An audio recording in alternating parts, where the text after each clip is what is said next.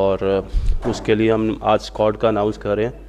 Squad का way before time announce करने का मकसद ये था कि जो हमारे प्लेयर्स हैं एक तो वो मेंटली तौर पे प्रिपेयर हो जाएं, और अभी क्योंकि हमारा सीज़न चल रहा है तो एटलीस्ट हम लोग उनकी टीम से बात कर सकें कि एटलीस्ट जाने से पहले उनको एक आधा मैच रेस्ट दे दें, क्योंकि काफ़ी प्लेयर्स जो हैं वो सीज़न खेले हैं और हम चाहते हैं कि वो वहाँ पे फ्रेश जाए और जाके परफॉर्म करें पाकिस्तान के लिए और वहाँ पे सीरीज़ जीतें। मैं शुरू कर रहा हूँ नाम लेना, और उसके बाद जिसके जो सवाल होंगे वो मेरे से कर सकता है, और मैं फिर आप सबको उस तरीके से जवाब देता हूँ। हम लोग 17 रुकनी टीम भेज रहे हैं जी न्यूजीलैंड, और शाहीन आफरीदी कप्तान, बाबर आज़म, मोहम्मद रिजवान, फ़खर जमान, सैम अयूब, इफ्तिखार अहमद, मोहम्मद नवाज़, इब्रार अहमद, उसामा मीर, हारिस रऊफ़, वसीम जूनियर, ज़मान ख़ान, आमिर जमाल, आज़म ख़ान, अब्बास आफरीदी, साहिबज़ादा फ़रहान और हसीबुल्लाह ख़ान। तो ये 17 लोग हैं जो पाकिस्तान को T20 स्क्वाड में जाएंगे और पाकिस्तान को रिप्रेजेंट करेंगे। शादाब ख़ान पे अपडेट ये है कि Shadab Khan is a very important member of Pakistan T20 cricket and he is a white ball specialist. Unfortunately season खेलते हुए उनको जो है वो इंजरी हुई थी, उनका एंकल ट्विस्ट हुआ था, जिसकी वजह से अभी भी उनको 2 वीक्स लगेंगे रीहैब कंप्लीट करने के लिए और उसके बाद जो है वो 2 वीक्स के बाद अवेलेबल होंगे बॉलिंग के लिए। सो शादाब इस टूर पे नहीं जा रहे। मोहम्मद हारिस जो है उनको भी हमने रेस्ट करवाया है इस सीरीज़ में, क्योंकि कुछ परफॉर्मर्स थे जो फर्स्ट क्लास के थे। हमने देखा कि हारिस की क्या कैपेबिलिटी है, और गोइंग फॉरवर्ड क्योंकि हारिस हमारे प्लान का हिस्सा है, सो हम चाहते हैं कि हम लोग जो अपना पूल ऑफ प्लेयर्स है उसको थोड़ा और वसी करें, जिसकी वजह से हम लोगों ने हारिस को इस टूर पे जो है वो रेस्ट दिया है। उसके अलावा आई होप कि ये लड़के जो हैं ये जाके परफॉर्म करें, और अब आप लोगों के जो सवाल हैं उनका मैं फिर उस तरीके से जवाब देता रहूँगा।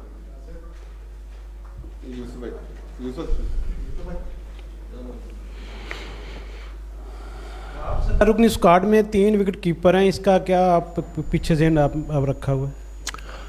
देखें, जब भी आप टीम पिक करते हैं और आप ये देखते हैं कि क्या चीज़ जो है वो टीम के लिए बेहतर है, हमारे जितने भी ये तीनों बैट्समैन हैं, तीनों जो विकेट कीपर बैट्समैन हैं, they are the best performers domestic cricket में भी और इंटरनेशनल में भी जो रिजवान खेले हैं।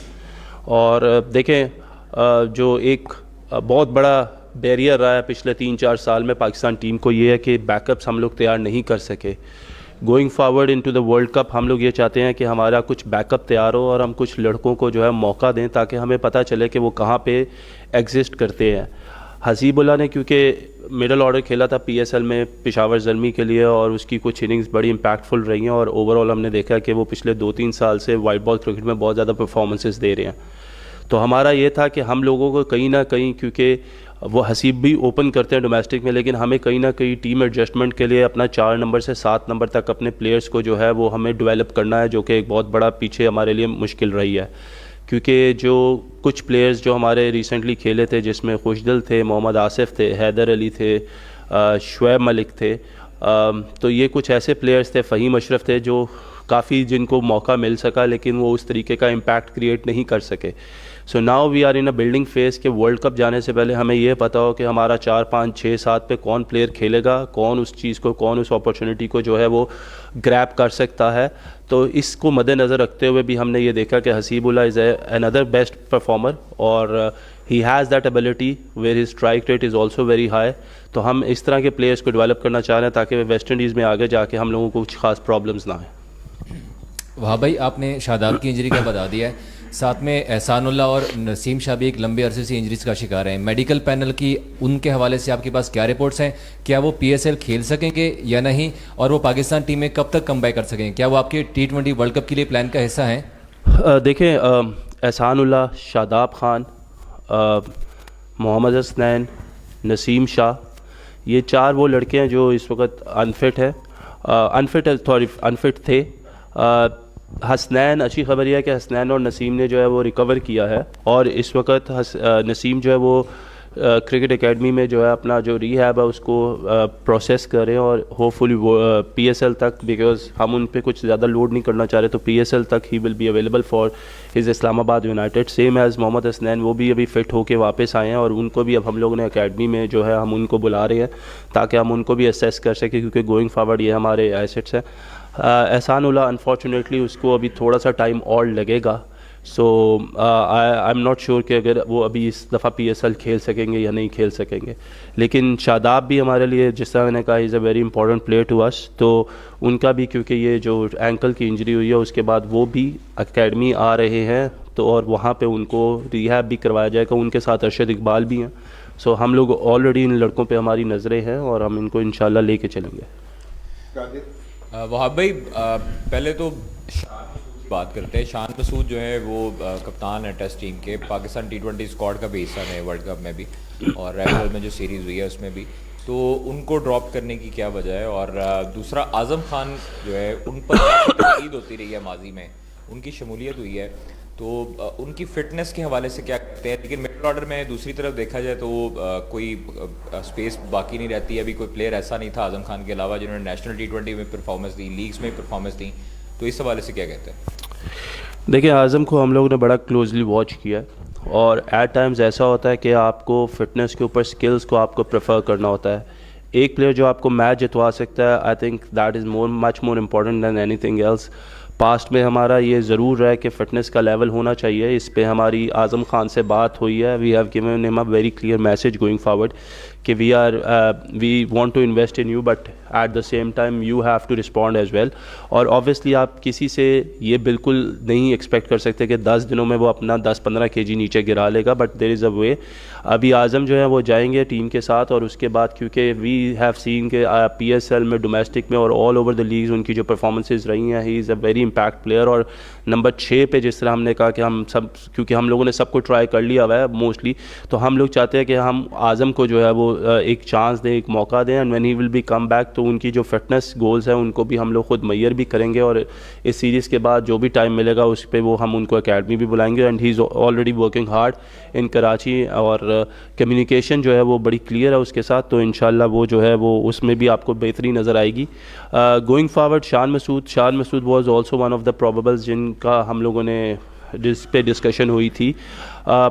शान को हमने देखा है, हमें पता है शान की क्या कैपेबिलिटी है, क्या कैपेसिटी है, बट गोइंग फॉरवर्ड क्योंकि हमने कहा कि हमारे पास टाइम बहुत मिनिमम है, उसमें हम हर लड़के को मौका नहीं दे सकते, इसलिए शान को फ़िलहाल इस सीरीज़ के लिए हम लोगों ने कंसिडर नहीं किया। लेकिन अगर हमें उसकी ज़रूरत पड़ी एंड वी फील कि अगर वो गैप कोई फिल नहीं करा तो आप हो सकता है शान को इस टीम का हिस्सा देखें। ये हमेशा पाकिस्तान के लिए न्यूजीलैंड और ऑस्ट्रेलिया की जो पिचेस होती हैं ये मुश्किल क्रिएट करती हैं, तो आपने बहुत ज़्यादा लड़के नए डाल दिए हैं इसमें, तो आप नहीं समझते कि इन लड़कों के लिए ज़रा सख्त इम्तहान आपने डाल दिया पहले शुरू से ही? याकूब भाई, जो इंटरनेशनल लेवल पे जो क्रिकेट होती है ना, वो कभी भी किसी के लिए भी आसान नहीं होती, और जो आपके परफॉर्मर्स होते हैं, जो डोमेस्टिक आपका इसीलिए होता है कि आप अपने बेस्ट परफॉर्मर्स को जो है उधर से निकाल के उनको आगे लेकर आएँ। कंडीशंस मुश्किल ज़रूर है, लेकिन आप ये देखें कि अगर वो वहाँ पे क्लिक करते हैं तो उनका कॉन्फिडेंस कितना हाई चला जाएगा और वो पाकिस्तान के लिए किस तरीके की परफॉर्मेंसेस करते हैं। मैं पहले कहता हूँ कि हमें फेलियर से नहीं घबराना चाहिए। ये जो हम लोगों ने लड़के सिलेक्ट किए हैं, क्योंकि मिनिमम टाइम है, ऐसा नहीं है कि हम इनमें से किसी ने परफॉर्मेंस ना की तो हम उसको राइट ऑफ कर देंगे बिल्कुल, या हम कह देंगे कि ये हमारे प्लान्स का हिस्सा नहीं है। लेकिन हमें कुछ ना कुछ एक्सपेरिमेंट्स करने हैं, हमें कुछ ना कुछ नए यंग टैलेंट को आगे लेके आना पड़ेगा बैटिंग में स्पेशली, क्योंकि that is a concerning area for Pakistan team जो पास्ट में हम देखते आए हैं। सो होपफुली फिंगर क्रॉस के अल्लाह करे कि ये लोग परफॉर्म करें, और अगर ये अच्छी कंडीशंस में अच्छी टीमों के अगेंस्ट परफॉर्म करेंगे तो गोइंग फॉरवर्ड इनका कॉन्फिडेंस भी बेहतर होगा और पाकिस्तान टीम को भी इसका फ़ायदा होगा। कामरान, आपसे सवाल है, आप एज ए साबिक क्रिकेटर जो है काफ़ी सिलेक्शन पर तनकीद करते रहे हैं और ख़ास तौर पर उमर अकमल के हवाले से आपके भाई थे हैं वो, अब आप क्योंकि सिलेक्टर हैं, कंसल्टेंट है बल्कि, तो कितनी आपका फीडबैक इन्होंने चीफ साहब ने और दीगर सिलेक्टर्स ने तस्लीम किया, और अब भी अपने भाई को आप सपोर्ट करेंगे? देखिए, यही बात करते हुए आ रहे थे कि बैकअप हमारा तैयार नहीं हो रहा था, और जानता है चीफ सेलेक्टर ने और टीम मैनेजमेंट ने जो बात की है और एक पेज पे हैं, और इस पाकिस्तान के लिए जो हम लोग करना चाह रहे हैं, जो बात करते हुए आ रहे हैं, उसका आज आपने रिज़ल्ट देख लिया। वाइट बॉल क्रिकेट में आप ज़्यादा एक्सपेरिमेंट करते हैं, आप बैकअप तैयार करते हैं, तो मेरे ख्याल से एक स्टार्ट हुआ, पहली सिलेक्शन है वाइट बॉल क्रिकेट में। आपने देख लिया होगा जो डोमेस्टिक के परफॉर्मर है, सिर्फ एक टूर्नामेंट के नहीं, जो इससे पहले PSL के हम लोग कहते हुए आ रहे थे, सिर्फ उसकी सिलेक्शन हो रही थी। अब डोमेस्टिक को भी हमें क्राइटेरिया बनाना पड़ेगा। जैसे साहिबजादा फरहान PSL में उसकी परफॉर्मेंस नहीं है, लेकिन उसने 3 फॉर्मेट में बड़ी ज़बरदस्त परफॉर्मेंस दी है, हसीबुल्ला ने दी है, तो एक अच्छा साइन है। तो इंशाल्लाह हमें वैल्यू देनी पड़ेगी परफॉर्मर्स को, और वाइट बॉल में ये एक्सपेरिमेंट कर सकते हैं। और जहाँ तक उमर की बात है, उमर परफॉर्मेंस की बेस पे आएगा, सिर्फ मेरी वजह से नहीं आया। पहले भी पाकिस्तान में वो खेला, अपनी परफॉर्मेंस से खेला, मेरी वजह से नहीं खेला। इंशाल्लाह अगर वो परफॉर्मेंस सामने नज़र आएगी, टीम कॉम्बिनेशन में आता है, team chief selector, team management, तो डेफिनेटली वो हिस्सा बनेगा। कोई राइट ऑफ नहीं किया हुआ सेलेक्टर हम लोगों ने, चीफ ने, तो इंशाल्लाह आप नज़र आते रहेंगे। और बैकअप ये मिलता रहेगा कि कोई इंजर्ड हो मेन इवेंट में, तो वो हमें प्रेशर ना आए, जैसे नसीम शाह का हमें वर्ल्ड कप में प्रेशर आए, हर किसी ने बात की है, तो उसका बैकअप होना बड़ा ज़रूरी है। और आप ऐसे ही क्या नाम है चांस देंगे तो बैकअप तैयार होगा, कॉन्फिडेंस मिलेगा इंटरनेशनल क्रिकेट में। वहाब भाई, हमने देखा है कि जो पाकिस्तान की T20 टीम थी उसमें बाबर और मोहम्मद रिजवान ओपनिंग करते आ रहे थे, साइम अयूब है और भी यंगस्टर आपने शामिल किए, तो कप्तान से भी ऑब्वियसली आपकी इस हवाले से डिस्कशन होगी, क्या उनके नंबर तब्दील होंगे, उसी कम्बिनेशन के साथ हम जाएंगे, या हम नए जो प्लेयर्स हैं उनको ऊपर खिलाने के लिए सोच रहे हैं? क्योंकि बहुत ज़्यादा मोहम्मद हफीज़ भी बात कर रहे थे कि हम एग्रेसिव क्रिकेट नहीं खेल रहे। देखिए, गोइंग फॉरवर्ड आपको कुछ ना कुछ एक्सपेरिमेंट्स, मैंने कहा जिस तरीके से आपको एक्सपेरिमेंट्स करने पड़ेंगे। और देखिए, हमारा काम है कि टीम प्रोवाइड करना, जो कोच है, जो डायरेक्टर है और जो कप्तान है उनको, और ऑब्वियसली हमारे पास साहिबजादा भी तो एक ओपनर है।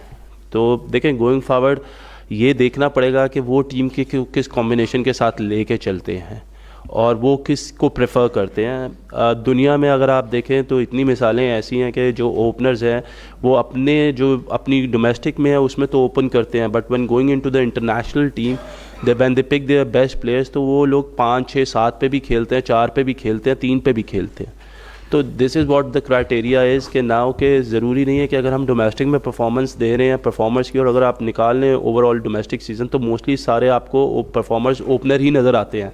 कोई आपको 3 नंबर के बाद हार्डली कोई परफॉर्मर ऐसा नज़र आ रहा होगा आज़म खान जैसा जो कंटिन्यूसली या स्कोर कर रहा है या खेल रहा है। सो यू नो, हम ट्रेविस हेड की एक मिसाल ले लेते हैं, हम मिचेल मार्श की एक ले लेते हैं, स्टोइनिस की एक मिसाल ले लेते हैं। इसी तरीके से हम लोग अगर इंग्लैंड की टीम में देखें तो लिविंगस्टन की एक मिसाल ले लेते हैं। इसी तरीके से फिल सॉल्ट भी नीचे खेले हैं। ये वो लड़के हैं जो ऑब्वियसली अपनी टीमों के लिए ओपन करते हैं, but when it comes to the international team तो उनको वो रोल्स दिए जाते हैं। तो अब हमें वो रोल्स जो हैं वो लड़कों को देने पड़ेंगे कि यार ये रोल्स आपके हैं, हम आपको इधर देख रहे हैं, आप में वो नवाज़ को हम लोग असेस करें। नवाज़ से हम लोग बात भी करेंगे, अभी उससे बात नहीं हुई, लेकिन देखिए हमें तैयार करना पड़ेगा बैकअप। नवाज़ भी काफ़ी देर से पाकिस्तान टीम का हिस्सा रहे हैं। अनफॉर्चुनेट था कि कुछ लोग जो है वो क्रिकेट छोड़ गए हैं और पिछले 4 सालों में किसी और को उस तरीके से मौका नहीं मिला कि वो आके उसको ये प्लेटफॉर्म मिला हो। तो we are already looking into it, but going forward आप हमेशा जब जाते हैं तो यू नीड एक्सपीरियंस बड़े टूर्नामेंट्स में। So we want Nawaz to perform, he has the capability. उसकी परफॉर्मेंसेस भी जो है वो अच्छी भी रही हैं, बुरी भी रही हैं, लेकिन he needs to be consistent going forward.